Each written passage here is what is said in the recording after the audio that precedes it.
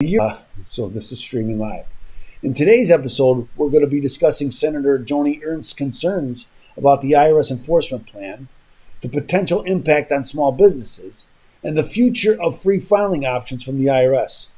So, without any further ado, let's dive straight in. So recently, Senator Joni Ernst, I think today, accused the IRS of initiating a witch hunt against small businesses due to their plan to use the $80 billion gift to the IRS from Joe Biden's Inflation Reduction Act. I always have to laugh when I say Inflation Reduction Act because it doesn't reduce inflation. In a letter addressed to the IRS Commissioner Danny Werfel, Ernst expressed concerns about the potential impact of the enforcement plan on small businesses grappling with recent economic challenges. Small businesses are always grappling with economic challenges. And my concern, I shared Ernst's concern.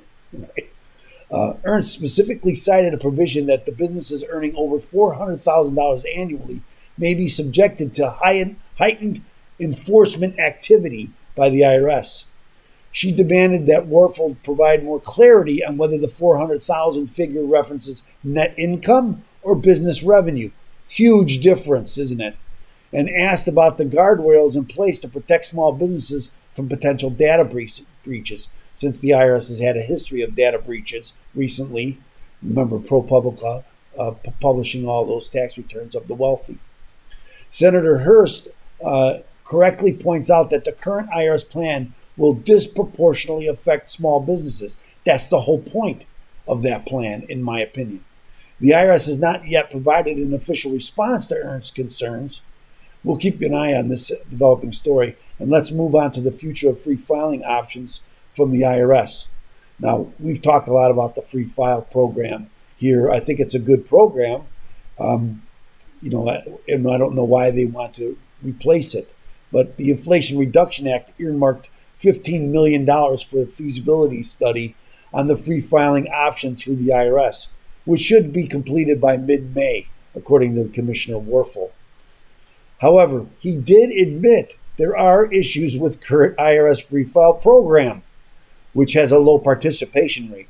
And we've talked about that on the show, as I mentioned. In 2020, for instance, 4.2 million tax returns were filed through the free file program. That was the most in 10 years, but still only about 4% of those eligible. So why are we spending all this money to find a new way to do it when only 4% are taking advantage of that free file program? I think that, taxpayers just don't trust the IRS to do their tax return. I can understand that. Senator Elizabeth Warren has pushed the IRS to develop its own free direct e-file program, and the IRS has not yet decided whether to move forward with that program. That's what this whole study is about. They're going to study to make that decision. My own opinion is I think the IRS has already made that decision. I think Elizabeth Warren's already made that decision. They would like as much control over the tax process as necessary. And to me, the study's a ruse. I mean, I think they already made the decision. They'd love to have more control over all of us and get into our bank accounts and everything. And so I think that it's a ruse. That's it for today's episode of Today's Tax Talk.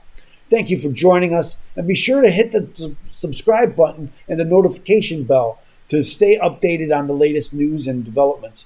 If you have any questions or thoughts, put them in the comments below. Until next time, I'm your host. I'm attorney Stephen Leahy. And as always, stay informed and